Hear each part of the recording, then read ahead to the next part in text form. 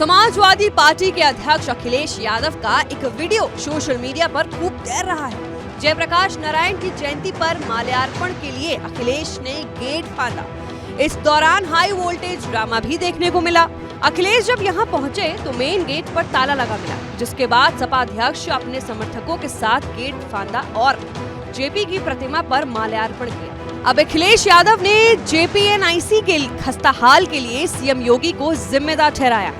उन्होंने कहा है कि उन्हें अपने वेतन से इसकी भरपाई करनी चाहिए। एक बात मैं बताना भूल गया, इस सरकार को लोगों से वसूलने का पैसा याद होगा आपको।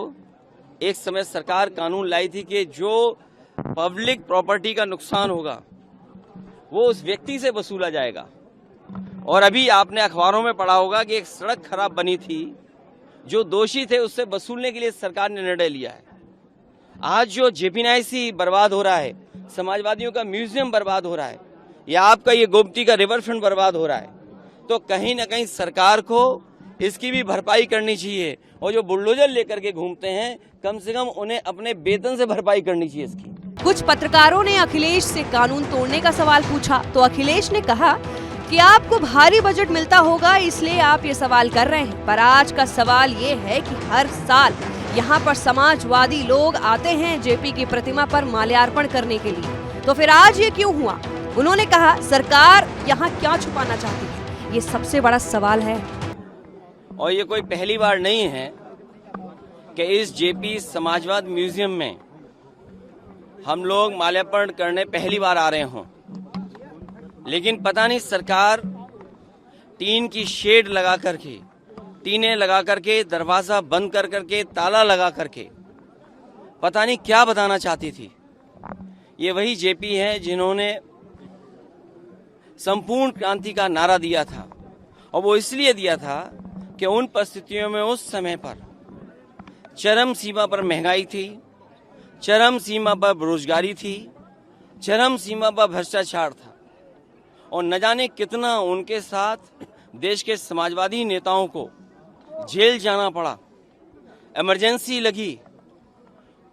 और जिस समय वो पीजीआई अस्पताल में थे, उस समय जो उन्होंने जेल डायरी लिखी, उसमें लिखा कि मैं कैसे सोच सकता हूं एक लोकतांत्रिक देश में इमरजेंसी लग जाएगी।